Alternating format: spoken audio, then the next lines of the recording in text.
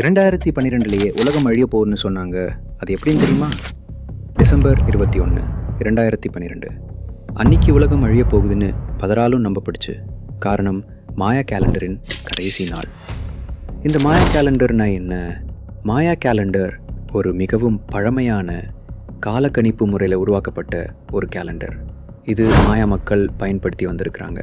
இந்த மாயா கேலண்டர் என்பது அறிவியல் பூர்வமானதும் மிக குற்றமில்லாத கணிப்புகளோட உருவாக்கப்பட்டது.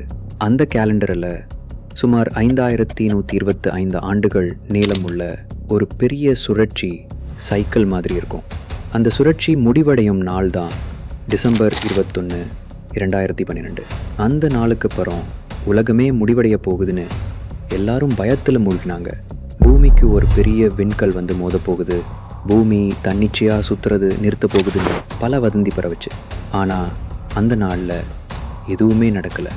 காரணம், ஒரு பழைய சுழற்சி முடிவுக்கு வந்து ஒரு புதிய சுழற்சி தொடங்கும் நாள் தான் அது உலகத்தோட கடைசி நாள் இல்லை. இதுவே மாயா கேலண்டரின் உண்மையான அர்த்தம்.